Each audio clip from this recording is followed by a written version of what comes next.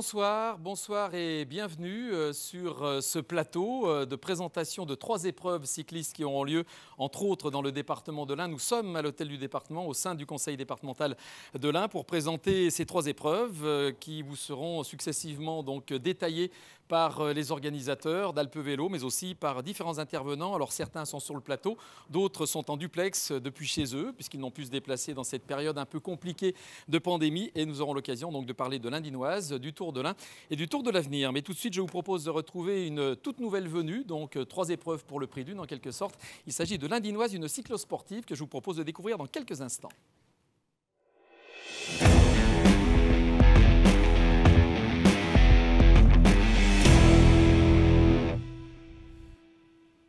L'Indinoise, donc une cyclosportive qui aura lieu le 17 juillet prochain sur 108 km entre Culose et le Grand Colombier. Et pour nous en parler, c'est Hélène Cédillo et Philippe Colliou qui nous rejoindront dans quelques instants. Hélène Cédillo, vice-présidente du conseil départemental de l'Ain, déléguée au sport, qui va nous rejoindre dans quelques instants. Chère Hélène, merci de venir jusqu'à nous pour que l'on puisse effectivement échanger autour de cette grande première. Voilà Hélène, merci de nous accueillir au sein des Saints, donc dans le conseil départemental, à l'hôtel du département. Voilà, vous allez vous mettre tout en bout effectivement de plateau, toujours pour qu'on soit dans les normes sanitaires, et non pas dans les normes, mais dans les normes en 2 mots, évidemment, on l'a bien compris. On va parler effectivement de cette toute nouvelle épreuve, l'Indinoise, qui repose en fait sur 3 idées forces, je crois. Oui, bonsoir à tous. Effectivement, l'Indinoise, c'est déjà une cyclosportive qui est garantie 100% invention du département de l'Ain. Donc, comme tu l'as dit François, c'est avant tout une idée folle de 108 km.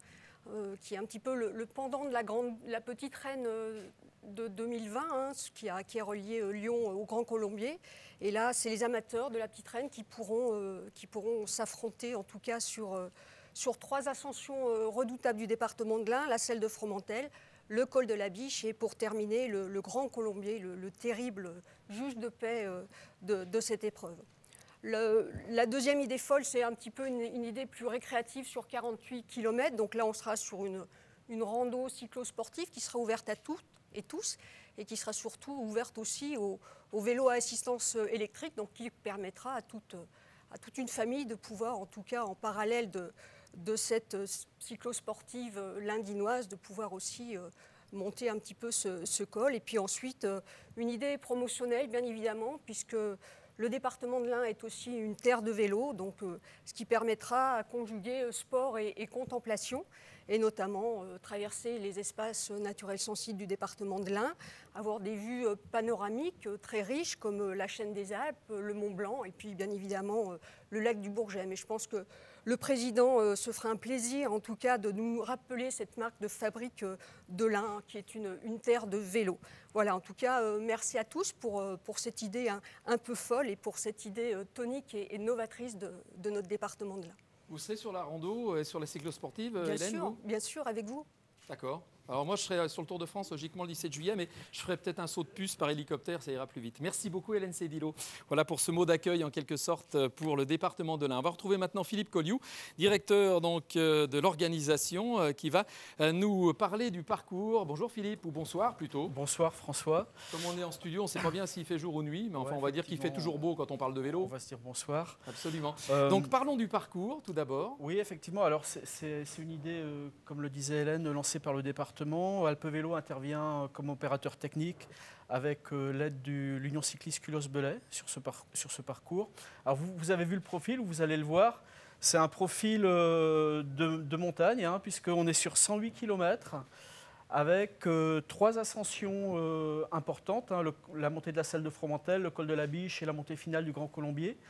C'est une épreuve donc, qui s'adresse aux grimpeurs avec 3470 mètres de dénivelé, et qui reprend le final des étapes de la 15e étape du Tour de France 2020, l'étape Lyon-Grand Colombier, remportée l'an dernier par Tadej Pogačar, et qui reprend également le final de la dernière étape du Tour de l'Ain, remportée par Primož Roglič. Alors, quand on parle de Pogačar et Roglič, ça donne un petit tilt à tous les passionnés de vélo, et on s'aperçoit qu'effectivement, on n'évolue pas sur n'importe quel terrain. Donc c'est une épreuve difficile, mais c'est un challenge intéressant, je pense, pour les cyclosportifs. C'est une épreuve qui devrait plaire, puisqu'on est sur les traces du Tour de France, on est sur les traces des champions, on évolue sur le Grand Colombier. qui est un des cols, enfin Geminiani disait que c'était le col le plus dur de France, on va dire que c'est un des cols les plus durs de France, mais effectivement c'est une épreuve pour laquelle nous on va mettre en place les meilleures conditions d'accueil et de sécurité pour les cyclosportifs, et qui je conseille évidemment aux cyclosportifs de la mettre à leur agenda 2021. Voilà, effectivement, donc avec la possibilité pour ceux qui sont moins aguerris de faire le parcours randonnée 48 km avec notamment les vélos à assistance électrique. Ça donne l'occasion effectivement d'ouvrir les portes du Grand Colombier en quelque sorte, même à des gens qui ne sont pas forcément des grands sportifs, quoi. Bien sûr, on parle de l'épreuve principale, mais elle est appuyée. On a souhaité développer, l'ouvrir au VAE sur une distance plus réduite, parce que sinon je ne pense pas que ça puisse tenir dans la durée et avec le dénivelé. Donc sur 46 km, la VAE, vélo assistance électrique, et les coureurs vont partir de Culose et vont monter par la salle de Fromontel au Grand Colombier. Donc ils sont dans l'ambiance, ils profitent d'une partie des conditions mises en place pour les cyclosportifs. Et avec l'engouement actuel pour les VAE, je pense qu'on peut avoir du monde au départ, effectivement. Merci Philippe. Donc c'est le 17 juillet prochain, on le rappelle. Alors on parlait de coureurs, on parlait de cyclosportifs, on parlait de randonneurs. Il y a un garçon du département de l'Ain, bressan d'origine, qui fait partie du peloton cycliste professionnel dans l'équipe Total Direct Énergie, qui lui va être le parrain de cette Indinoise, de cette cyclosportive toute nouvelle, toute belle du 17 juillet prochain. C'est Geoffrey Soupe, il a un petit message pour vous.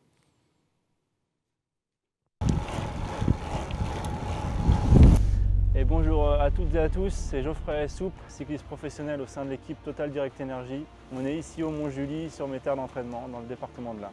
Je suis là surtout pour vous inviter le samedi 17 juillet à venir découvrir la cyclosportive indinoise qui va se dérouler sur l'étape mythique, l'étape 15 du Tour de France 2020, qui empruntait notamment le triptyque, le col de la Selle de Fromentel, le col de la Viche et l'arrivée au Grand Colombier. Pour ma part, j'ai déjà parcouru cette étape, donc forcément au Tour de France l'été dernier. Ça a été pour moi un moment magnifique parce que forcément j'ai roulé sur mes routes d'entraînement sur le département.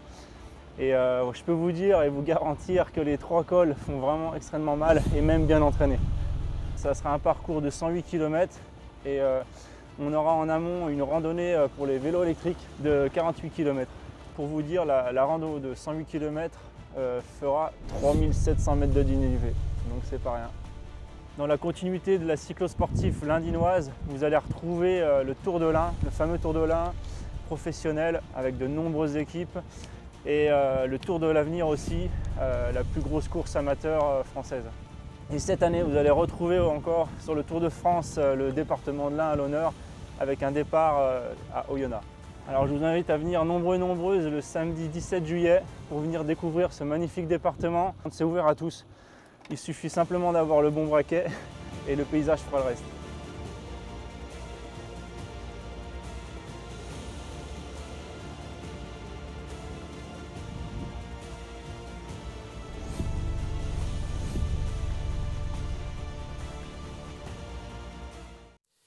Le grand braquet donc avec Geoffrey Soupe, et on va regarder très vite donc en 3D le parcours de cette Indinoise, juste histoire de vous mettre l'eau à la bouche et l'eau dans le bidon aussi parce qu'il y en aura besoin évidemment. Il va faire très chaud le 17 juillet prochain donc sur les pentes du Grand Colombier.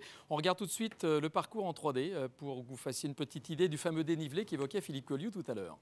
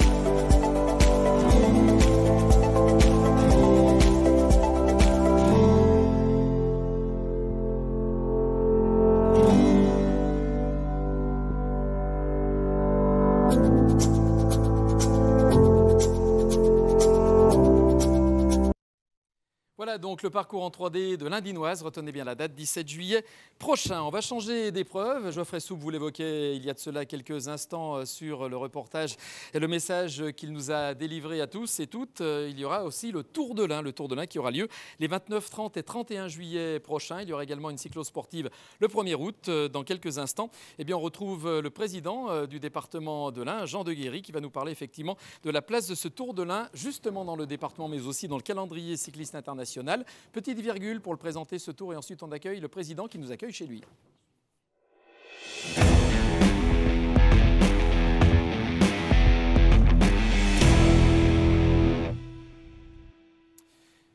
Voilà, Jean Deguéry nous rejoint, président du conseil départemental de l'Ain. Bonjour Jean. Bonjour François, bonjour à tout le monde. On va dire bonjour ou bonsoir aussi, comme ça. Pareillement. On est intemporel. Voilà. Exactement. Comme le Tour de l'Ain, 33e édition du Tour de l'Ain, c'est devenu une épreuve référente dans le département, mais pas que dans le département. Dans cette terre de vélo, Jean Deguéry, vous allez nous confirmer, le département de l'Ain, le vélo, c'est une longue histoire d'amour. En effet, mon cher François, c'est vrai que le département de l'Ain, le vélo, c'est une histoire d'amour qui dure, puisque c'est la 33e édition du Tour de l'Ain. Et je suis vraiment ravi de vous recevoir ici à l'hôtel du département pour faire la promotion de ce lancement du Tour de l'Ain 2021. Je voudrais également associer et remercier les différents partenaires. Tout d'abord, la région, avec la présence de sa vice-présidente au sport, Stéphanie Pernaud-Baudon. Et puis remercier également ma vice-présidente chargée des sports au département, qui s'est exprimée tout à l'heure, Hélène Cédillo. C'est important. Et je n'oublie pas également de saluer à distance la représentante de Solumut Mutuelle de France, qui nous entend et qui nous voit, bien entendu. Et puis tous les autres partenaires qui sont là. Sans toutes ces collectivités et ces partenaires, rien ne saurait être possible. Donc je tenais quand même à les mettre à l'honneur et vous dire que si l'Ain est choisi comme une terre de vélo, c'est grâce à nos reliefs, grâce à nos montagnes, grâce à nos plaines. Effectivement, tout le monde le reconnaît, les coureurs eux-mêmes. On a entendu le témoignage de Geoffrey tout à l'heure, qui le disait bien véritablement aussi, que c'est important et que ce département est fait pour le vélo. Et véritablement, cette 33e édition, je souhaite bien évidemment qu'elle se passe le mieux possible. On sait toutes les restrictions sanitaires qu'il y a encore actuellement, que le Tour de l'Ain 2020 a été un petit peu perturbé par cela, comme le Tour de France, bien évidemment. Et mon vœu le plus cher, c'est que cette édition, au mois de juillet, du 29 au 31 juillet, puisse se dérouler dans les meilleures conditions. Surtout que cette année, elle va se dérouler 3 jours après la fin du Tour de France. Et non seulement il y aura à la fois des cadets de très bon niveau, mais également les coureurs de très grande renommée. Et je souhaite, bien évidemment, qu'il reste encore un peu sous la chaussure ou la semelle de ces coureurs du Tour de France pour qu'ils viennent participer à ce Tour de l'Ain. Quand on regarde les palmarès précédents, eh bien, celui qui a gagné le Tour de l'Ain l'année dernière, Roglic, eh bien, a terminé 2e du Tour de France la même année. Donc ça veut dire quand même l'importance de cette course, que les coureurs prêtent à cette course. Et ça, c'est important de nous le dire. Et puis, je ne terminerai pas mon propos sans remercier les directeurs du cours, Philippe Colliou, bien évidemment, également Jean-Marc Dole, qui font un travail exceptionnel, et les 600 bénévoles, parce que le Tour de l'Ain, c'est aussi 600 bénévoles. Sans eux, rien n'existerait non plus. Donc, je voudrais qu'on les mette aussi à l'honneur, puisque véritablement, c'est la fête du vélo chaque année avec le Tour de l'Ain, mais avec beaucoup d'autres courses dont on parlera peut-être tout à l'heure. Absolument, Jean Deguéry. Merci beaucoup. En tout cas, restez avec nous, évidemment, puisque c'est vous qui nous accueillez dans ce conseil départemental à l'hôtel du département à Bourg-en-Bresse, dans le département de l'Ain, donc un département indinois qui aime le vélo. On va retrouver une petite rétrospective vidéo de ce Tour de l'Ain que je vous propose de regarder maintenant. Président, restez bien avec moi, restez avec nos invités. Et juste après, on retrouve Jean-Marc Dole, le président du comité d'organisation, qui nous parlera des partenaires et des bénévoles sans lesquels la fête serait évidemment moins belle.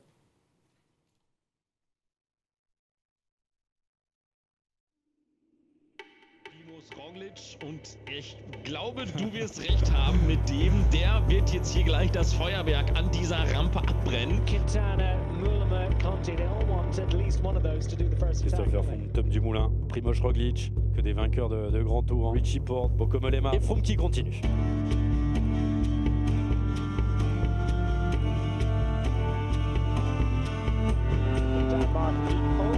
Sort of nodding head style, and his face can often betray the pain in ways that otherwise. Attaque de Kreuzheim, bien joué. Richie Porte, wenn er vielleicht recht gibt, oder zuckt er nochmal zurück? But with the overall success in Tour de l'Ain, he takes it up to the line. And Tour de l'Ain has been a successful project for the Olympic squad. Roglic s'impose au sommet du Grand Colombier devant Egan Bernal, Primož Quintana et Guillaume Martin.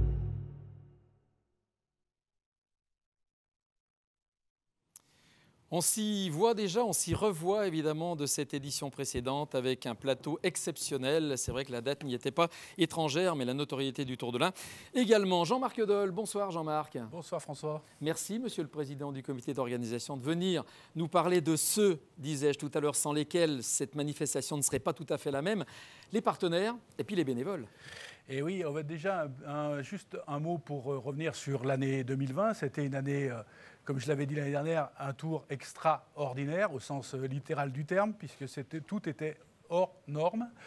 Nous partions un peu dans l'inconnu. C'était une aventure nouvelle, quoi, en définitive. On avait bien beau avoir un peu d'expérience sur les organisations précédentes, mais là, ça relevait quand même du nouveau de chez nouveau, là, en l'occurrence. Donc, on a eu un plateau d'une manière, on peut le dire, exceptionnelle, avec, je vais être un peu redondant avec ce qu'a dit le président Jean de Guéry, mais avec un plateau exceptionnel, avec un vainqueur de renommée mondiale. On avait dans le peloton les meilleurs de la course, en fait, et ça nous a donné une configuration assez extraordinaire, en définitive. Donc c'était une année exceptionnelle. On va espérer que l'année prochaine, enfin cette année du moins, elle sera aussi exceptionnelle. Moi, je vais revenir sur effectivement la manière dont on a pu l'organiser, puisque je disais à l'instant, c'était un peu une inconnue. On n'aurait pas pu repartir si nous n'avions pas eu le soutien indéfectible, en fait, de nos partenaires principaux, au rang desquels, et en premier lieu, je cite le département, puisque, et je te remercie, Jean, pour l'aide, et Hélène, bien entendu, pour l'aide que vous nous accordez annuellement. Je remercie également Stéphanie pour la région, qui nous soutient également, et surtout, et en deuxième lieu, nos partenaires principaux. La Solimut, qui a accolé son nom au Tour, puisque c'est du naming maintenant. La Solimut, donc nous aurons Carole tout à l'heure au télé. La présidente Carole Azé, qui sera avec nous par visio, duplex. Carole. Ouais. Le Crédit Mutuel, qui reste un partenaire important et privilégié. Donc le président Cormorèche en particulier et le nouveau directeur commercial que nous avons pu rencontrer, Franck Frouot, qui nous soutiennent encore. Je rajouterai à ça les véhicules de chez Peugeot Bernard, et je cite également Emmanuel Blanc pour son soutien aussi permanent, le Parc des Oiseaux qui a été là, et en même temps les cars Philibert qui nous aident à mener du départ à l'arrivée nos partenaires pour qu'ils puissent suivre l'étape dans des conditions tout à fait remarquables. On ne peut pas citer tous les partenaires, il y en a beaucoup évidemment, vous avez cité les principaux.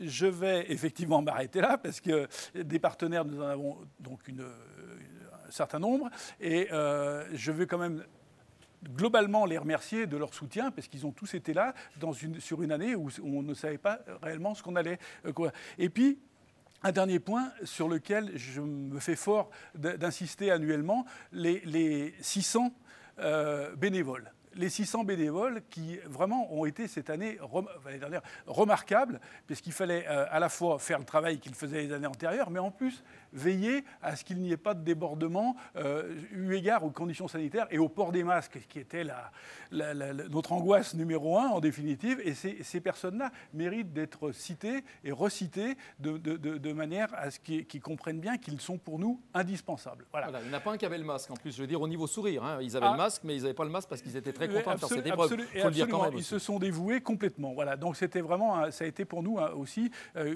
pour eux, j'espère que ce sera une récompense de savoir que l'on ne peut que les remercier du travail qu'ils ont effectué pour nous. Voilà. Donc c'est à peu près ce que j'ai à dire sur l'organisation de 2020 du Tour.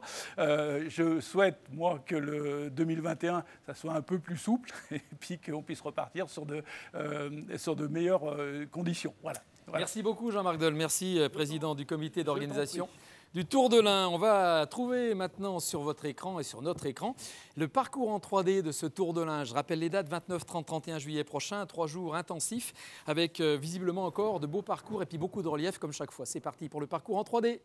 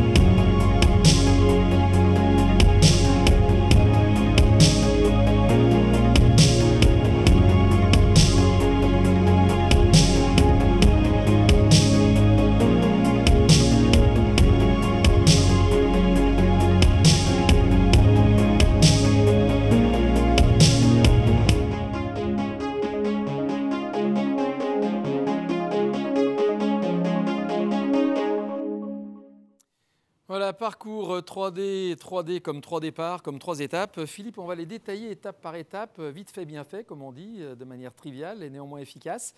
Donc des étapes qui vont encore proposer de beaux parcours. Hein.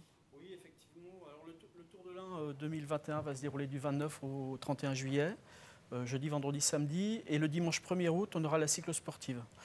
Donc étape par étape pour les professionnels, Parc des Oiseaux, Bourg-en-Bresse, le jeudi 29. C'est une étape sans difficulté de 141 km, vraiment plate, hein, qui je pense va s'offrir à un sprinter. La deuxième étape, le vendredi, Lagnieu-Saint-Vulbas. Avec le soutien de la communauté de communes de la Plaine de l'Ain. Alors comme son nom ne l'indique pas, la Plaine de l'Ain a quand même une grosse partie montagneuse, puisque en fait on a une étape de moyenne montagne hein, pour cette deuxième partie. 136 km, une succession d'ascensions et un final assez rapide vers Saint-Vulbas. Mais on devrait assister, je pense, à déjà des échappées et puis je ne pense pas qu'on ait un sprint massif à l'arrivée à Saint-Vulbas.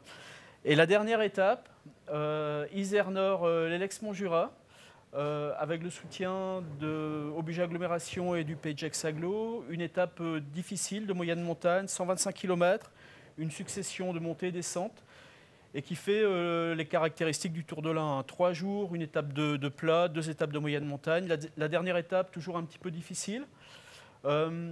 Voilà, donc on reste sur nos bases habituelles, on va dire sur nos fondamentaux, hein, puisque le Tour de l'Ain a été un révélateur pour les jeunes coureurs. Alors on a une année 2020 exceptionnelle, hein, comme vous l'avez souligné, mais on est vraiment sur le Tour de l'Ain en révélateur de jeunes coureurs. C'est la marque de fabrique de l'épreuve, et on s'aperçoit que les leaders français actuels ont tous gagné leur première victoire professionnelle sur le Tour de l'Ain. C'est le cas de Thibaut Pinot, de Romain Bardet, de Julien Alaphilippe, de David Gaudu.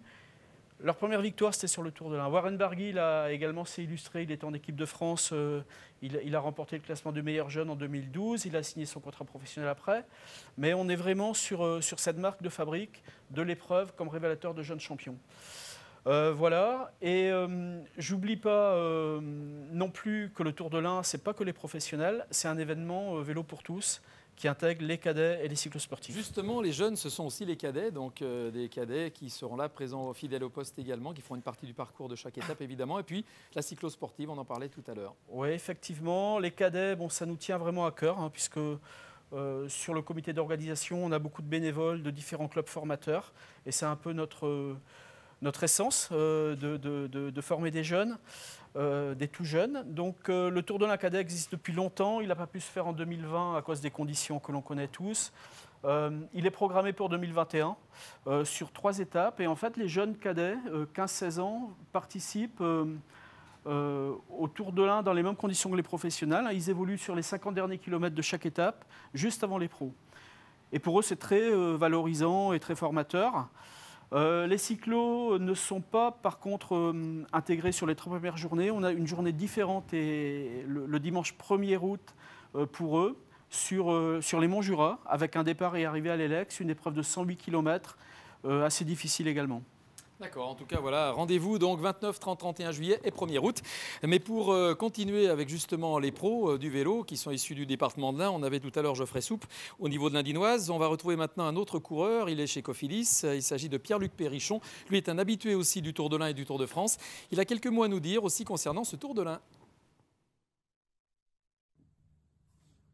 Bonjour à tous, écoutez, j'espère que vous passez un agréable moment pour cette présentation du Tour de l'Ain 2021. Tout comme vous, je viens de découvrir le profil des 3 étapes qui composeront cette édition du Tour de l'Ain, cette nouvelle édition du Tour de l'Ain.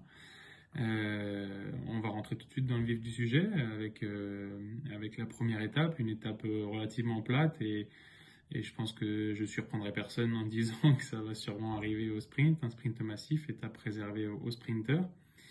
L'étape numéro 2 qui part de Lagnieu et qui arrive à Saint-Vulbas, les 2 villages sont pas trop éloignés. Cependant, on fait une belle boucle dans le budget avec Corlier, Col du Ballon, Col d'Ordona et Col de Porte.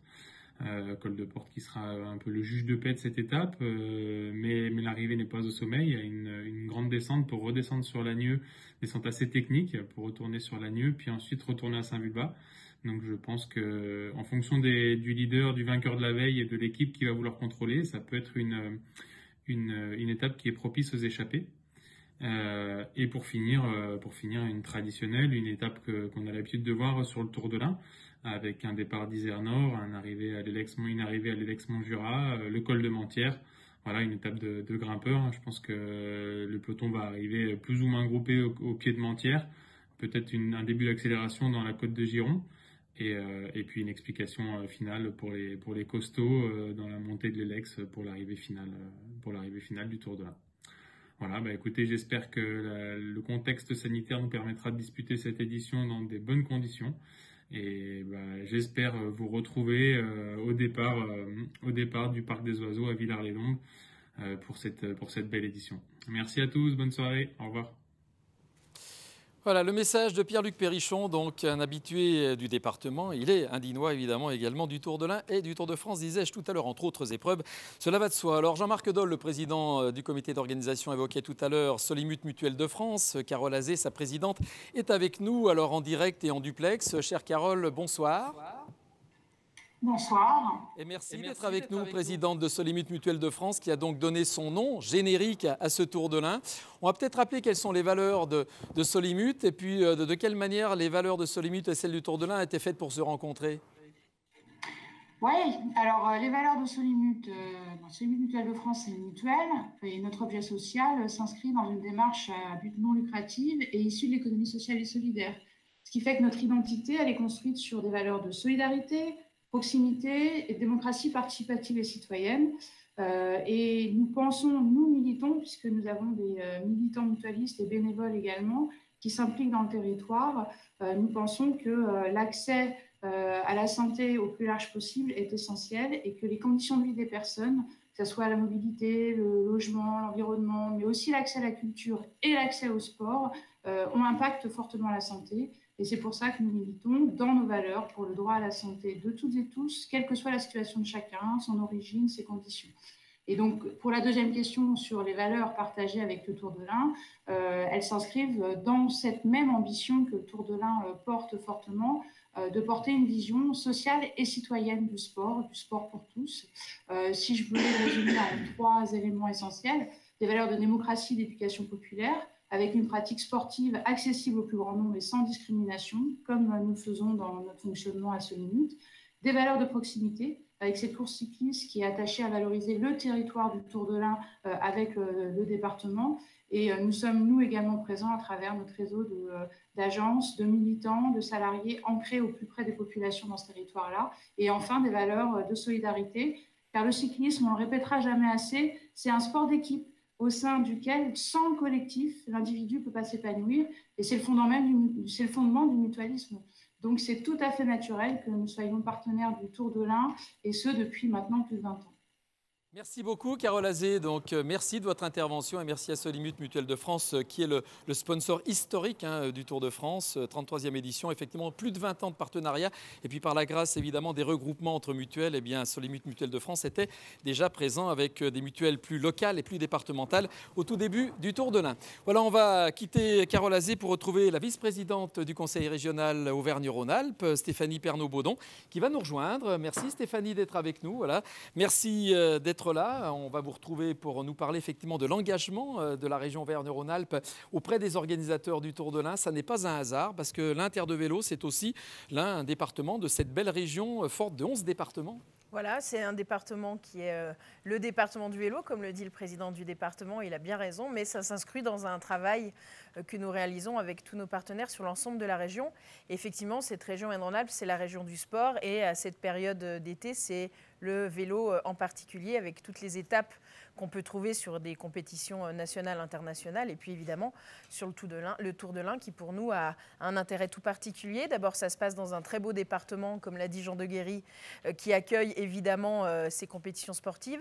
Et puis les valeurs qui sont portées par ce Tour de l'Ain, notamment vers la formation des jeunes et puis l'accès à peut-être une carrière sportive, ça passe évidemment par le Tour de l'Ain. C'est pour ces raisons que nous accompagnons ce Tour de l'Ain avec plaisir.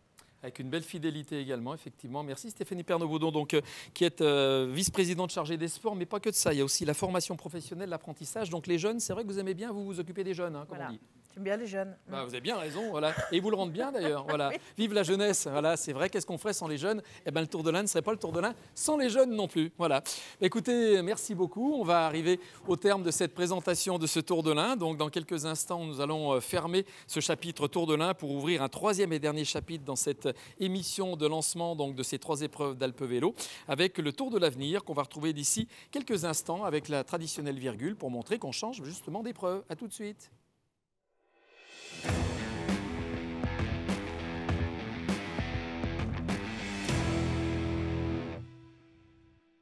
Alors effectivement, le Tour de l'avenir, on va en donner les dates du 13 au 22 août prochain. Donc il y aura le 20 août une étape dans l'Ain qu'on pourra détailler d'ici quelques instants. Et donc, on a un témoin, un grand témoin qui doit être avec nous en direct, en duplex de chez lui. C'est Jean-François Pécheux. Il fut longtemps directeur du Tour de France, directeur de l'épreuve du Tour de France. C'est lui qui faisait les parcours avec les successifs directeurs du Tour. Et Jean-François, eh bien, qui était quelqu'un de très impliqué, conseiller technique du Tour de l'Avenir, va nous rappeler, cher Jean-François, bonjour tout d'abord ou bonsoir, que ce Tour de l'Avenir, il a un vrai rôle important, historique. Et puis, il fête cette année, c'est 60 ans, Jean-François. Pas vous, hein, le Tour de l'avenir. Oui, bien sûr, j'avais bien compris. 60 ans d'histoire, alors je vais essayer de vous faire un petit historique. Il a été créé en 1961. Il a été créé par le journal L'Équipe, organisateur du Tour de France. Il y avait une petite polémique au sein de la direction du Tour de France parce que les équipes nationales se transformaient progressivement avec l'arrivée des groupes sportifs en équipes de team, comme c'est le cas actuellement. Et c'était la disparition des équipes nationales. Donc Jacques Marchand, qui était le rédacteur en chef de la rubrique cyclisme au journal L'Équipe, a eu l'idée de créer un Tour de l'avenir, donc réservé aux amateurs par équipe nationale et qui regroupait les meilleurs coureurs de tous les pays du monde. Donc c'est le petit frère du Tour de France. Il emprunte les premières années le même parcours que les coureurs professionnels, que le Grand Tour de France, sur des distances un peu plus courtes et sur 15 jours. Le Tour de France se déroulait sur 3 semaines, lui se déroulait sur 15 jours. À partir de 1968, il prend son envol et il se déroule en dehors du Tour de France au mois de septembre dans différentes régions de France. Et ensuite, il s'adapte à tous les changements qu'il y a eu dans les réglementations du cyclisme. Il est devenu open. Il a été donc ouvert aux professionnels et aux amateurs. Il a changé de nom puisqu'il s'est appelé à un moment le Tour de la Communauté européenne. Avec l'accord de la Communauté européenne, il allait dans les pays étrangers, notamment la France, l'Espagne, l'Italie, les Pays-Bas, la Belgique, l'Allemagne et le Portugal. Dans quelques années, il n'avait plus la vocation d'être une épreuve de révélation, mais plutôt une épreuve en dehors de ce qu'on avait connu au départ. Puis en 1992, grâce à l'initiative d'Albert Bouvet et de Jean-Marie Leblanc, le grand patron du Tour de France, il retrouve ses de noblesse puisqu'il redevient véritablement réservé aux jeunes coureurs avec des catégories d'âge, donc les jeunes coureurs. Et il se déroule de nouveau par équipe nationale, d'abord en Bretagne, puis dans le Grand Ouest, puis après dans les massifs montagneux. Et à partir de 2011, il est organisé par Alpe Vélo, grâce à l'apport de Philippe Colliou et de toute son équipe, et avec l'apport de la société ASO, l'organisateur du Tour de France. Il a retrouvé toutes ces lettres de noblesse. Il est véritablement l'épreuve révélatrice des champions de demain. Il suffit de regarder le palmarès pour s'apercevoir que véritablement, il est là pour révéler les champions de demain. J'ai calculé tout à l'heure, parmi les vainqueurs du Tour de France, il y a 29 Tours de France qui ont été remportés par des coureurs qui ont gagné le Tour de l'Avenir ou participé au Tour de l'Avenir. Ceux qui ont gagné le Tour de l'Avenir, on va les nommer, c'est Felice Gimondi, Job Zoetemelk, Greg LeMond, Miguel Indurain, Laurent Fignon, Egal Bernal ces dernières années et Tadej Pogačar, le dernier vainqueur du Tour de France, qui a gagné le Tour de l'Avenir il y a 3 ans. Parmi les autres coureurs qui ont participé au Tour de France sans gagner le Tour de l'Avenir, Lucien Aymar, Yann Janssen, Bernard Thévenet, Lucien Van Him, Stéphane Roche, Pedro Delgado, Schwarneris, Lance Armstrong, Bradley Wiggins. Donc on s'aperçoit que quand même ce sont de véritables champions. Parmi les coureurs actuellement en activité et qui sont au plus haut niveau, notamment les coureurs français, Julien Alaphilippe a remporté des étapes sur le Tour de l'Avenir. Il est aujourd'hui champion du monde du cyclisme. Romain Bardet a gagné des étapes, il était présent. David Gaudu a gagné le Tour de l'Avenir, il est aujourd'hui parmi les favoris du prochain Tour de France. Nairo Quintana a remporté le Tour de l'Avenir, il est aussi parmi les favoris du prochain Tour de France. Et puis Warren Barguil, notre petit Français aussi, qui a remporté le Tour de l'Avenir et qui brille sur les épreuves. Voilà, donc le Tour de l'Avenir a véritablement construit le palmarès du cyclisme français et du cyclisme international, et il a véritablement eu sa vocation de révéler les champions de demain, un petit peu comme fait Philippe Colliou avec le Tour de l'Ain à travers les épreuves cadets et les épreuves qui sont là pour révéler les champions de demain.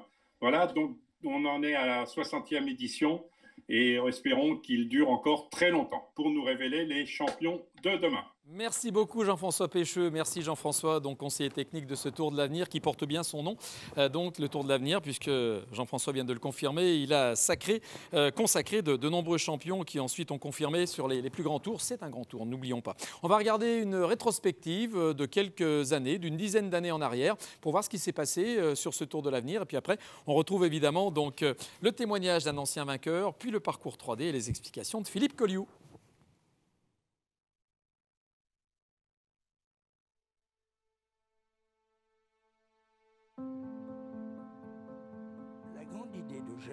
Qui était aussi la mienne, si vous voulez, c'était de réunir deux mondes. Il ne faut pas oublier qu'à cette époque, il y avait le monde amateur avec les pays de l'Est qui valaient nos professionnels indiscutablement, et puis il y avait le cyclisme professionnel. On était bénévoles, hein. Ça faisait partie de notre fonction de journaliste, d'encourager, de créer des manifestations.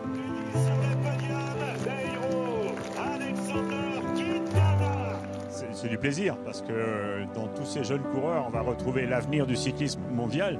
Et quand on regarde le palmarès, on s'aperçoit qu'il y en a quand même beaucoup qui sont sortis de ce Tour de l'Avenir et qui ont été des grands champions après.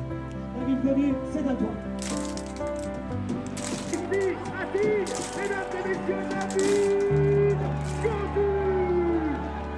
Es el Tour del Avenir, ¿no? Una carrera muy importante entre los 23, así que nada, contento con el resultado, con el trabajo del equipo y nada, ahora ya puedo estar tranquilo.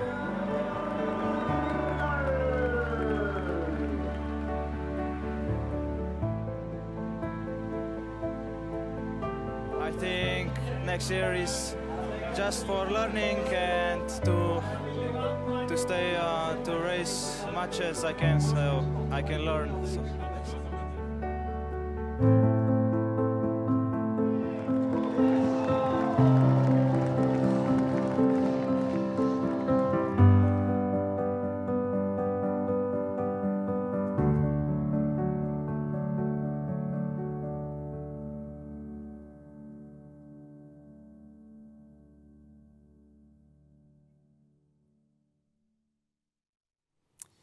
De très belles images donc de ces éditions passées de ce Tour de l'Avenir. Un message maintenant, un message et pas de n'importe qui.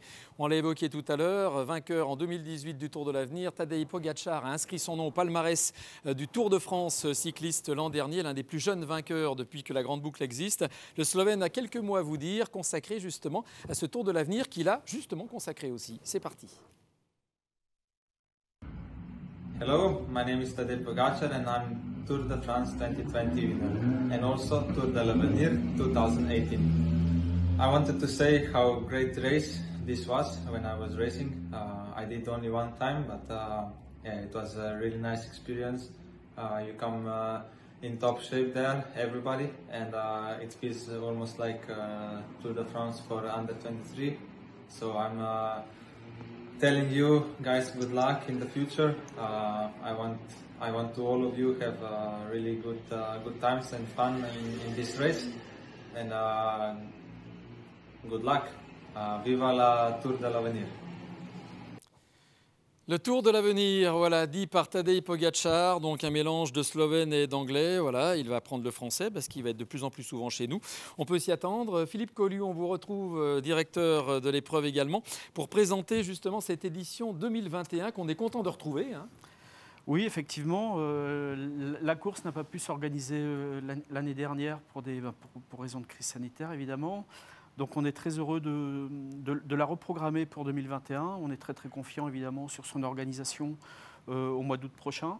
L'épreuve est importante, elle est organisée par Alpe Vélo, mais elle a le soutien important de Amaury Sport Organisation, l'organisateur du Tour de France, et de l'UCI, l'Union Cycliste Internationale, avec des partenaires importants. Je pense notamment à Alden, qui parraine le maillot jaune depuis déjà de nombreuses années.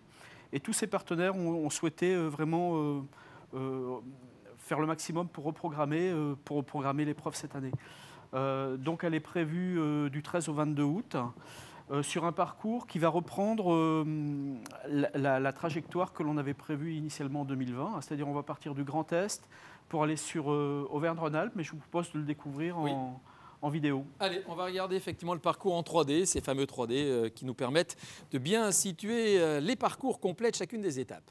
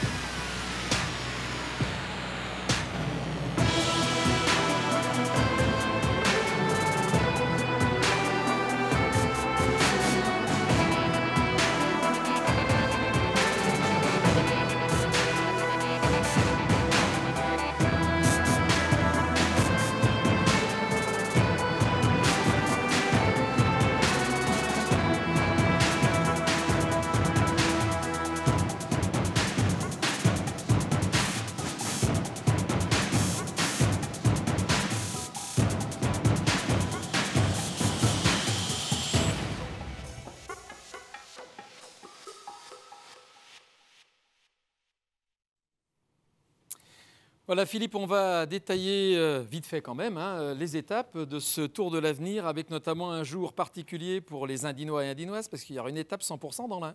Oui, exactement, on va s'arrêter sur le département de l'Ain. Je vais revenir sur le départ. Donc le Grand Est, le département des Ardennes, Charleville-Mézières nous accueille pour le prologue, un prologue de 5 km. Et ensuite, le vendredi 13 août, le samedi 14 août, première étape entre Charleville et Soissons, une étape de 161 km, sans difficulté majeure. Le dimanche 15 août, la deuxième étape, c'est un contre-la-montre par équipe. On veut vraiment s'inscrire avec cette discipline du contre-la-montre par équipe sur 27 km autour de Laon, toujours dans le département de l'Aisne. Et le lundi 16 août, on repart de Château-Thierry, département de l'Aisne toujours, pour aller sur le département de Seine-et-Marne, à Donne-Marie-Dontilly, sur une étape de 152 km, sans difficulté majeure. Le mardi 17 août, département de Seine-et-Marne, Provins, pour aller sur la Meuse, Bar-le-Duc, une étape de 186 km, plate également. Et le mercredi 18 août, Tomblaine, à côté de Nancy, pour aller sur Bar-sur-Aube, 151 km, également profil sans difficulté. Ça, c'est la première partie du Tour de l'avenir. Ensuite, on commence un deuxième bloc, plus accidenté, avec de la moyenne et de la haute montagne. Le jeudi 19 août, Champagnole-Sémoncel, sur le département du Jura, une étape 100% Jura, montée-descente sans arrêt, une étape de 138 km et 2600 mètres de dénivelé. Le vendredi 20 août, on est donc sur le département de l'Ain, plaine de l'Ain, Saint-Vulbas, une étape plate dans sa partie initiale, puisqu'on va longer le Rhône pour aller au pied du Grand Colombier. Et on va terminer donc par l'ascension du Grand Colombier, une étape de 100 km et 1700 mètres de dénivelé. Et ensuite, le week-end final, la Tour en Maurienne, Saint-Jean-d'Arve, le samedi 21 août, c'est la 8e étape sur le département de la Savoie. C'est une étape flash, très courte, de 60 km. On s'était inscrit donc, sur ces étapes très courtes mais très dynamiques les dernières années. 60 km mais 2400 mètres de dénivelé. Et la dernière étape, le dimanche 22 août, la Toussuire. Enfin, on partira effectivement de Saint-Jean-de-Maurienne. On va pas descendre en compétition. On part de Saint-Jean-de-Maurienne pour c'est col du Petit Saint-Bernard à la frontière italienne. Une étape de 154 km de la haute montagne. On passe l'Iseran qui est le plus haut col routier d'Europe. Et montée finale de 25 km sur le col du Petit Saint-Bernard. Une étape difficile et qui conclut donc un Tour de l'Avenir quand même sélectif comme les années précédentes. Voilà, donc ce fameux Tour de l'Avenir, merci Philippe de nous l'avoir détaillé, auquel est très attaché un invité d'honneur dans le cadre de cette présentation. Il nous attend chez lui. Alors, je ne sais pas s'il fait beau en Bretagne. En tout cas, il est en direct avec nous. C'est Bernard Hinault. Bonsoir Bernard. Oui, je suis très attaché donc, au Tour de l'Avenir parce que c'est l'avenir, comme ça tout veut dire. Ce sont des jeunes qui ont entre 19 et 23 ans. C'est génial parce qu'on a les futurs champions de demain et ils l'ont prouvé avec des Bernal, avec Boissanagen, avec pas mal d'autres coureurs. Et c'est quelque chose de fantastique. Et je trouve dommage qu'il n'y a pas assez de directeurs sportifs qui viennent voir ces jeunes coureurs qui sont vraiment l'élite de 21 ou 23 ou 25 nations, ça dépend des années. Donc moi, je trouve ça génial. Et surtout, on a des vraies courses, on n'a pas des courses attentistes comme on peut avoir très souvent. Là, tout le monde va au charbon et je trouve ça grandiose. Merci beaucoup Bernard. Voilà Bernard Hinault, donc un témoignage incisif, court et précis, comme il l'était sur le vélo quand il portait ses attaques. Voilà Bernard Hinault qui ne manque pas l'occasion, alors qu'il s'est un peu retiré quand même des choses du cyclisme professionnel, qui ne manque pas d'être présent sur ce Tour de l'Avenir et qui sera bien sûr par là, n'en doutons pas, au mois d'août prochain, tout au long du parcours. On va évoquer maintenant la politique sportive de la région Auvergne-Rhône-Alpes, avant de retrouver tout à l'heure la vice-présidente et de retrouver aussi d'ici quelques instants la présidente du comité régional. Je vous propose un petit film, comme on dit. C'est parti.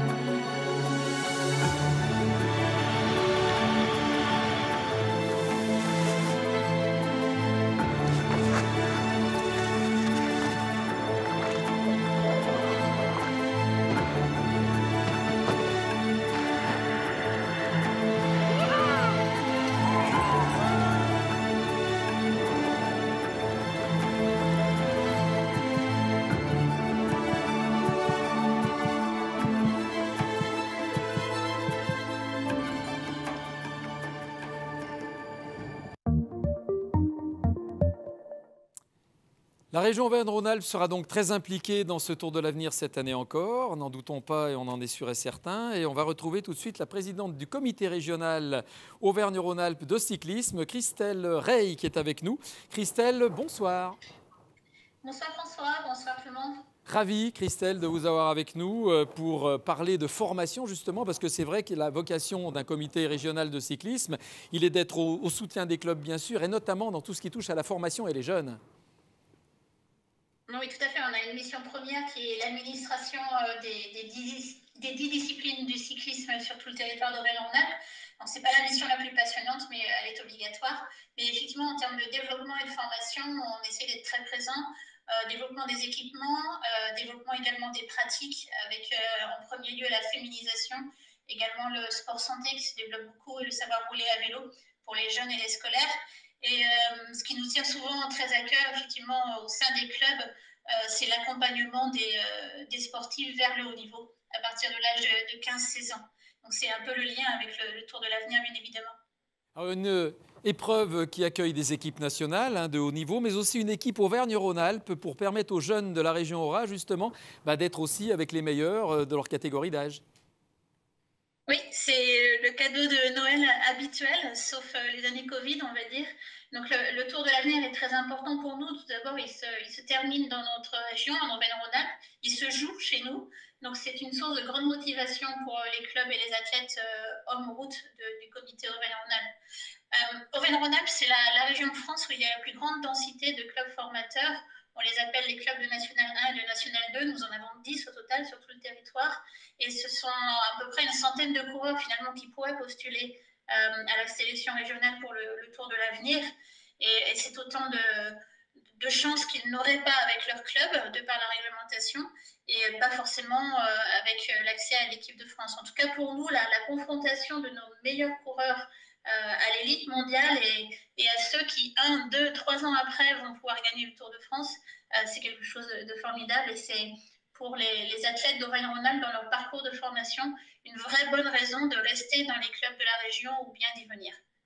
Merci beaucoup Christelle pour ce témoignage, Madame la présidente du comité régional Auvergne-Rhône-Alpes de cyclisme. Voilà, les femmes aussi dans le vélo, pas uniquement sur le vélo, mais aussi dans l'accompagnement des différentes instances régionales ou nationales. Merci beaucoup Christelle.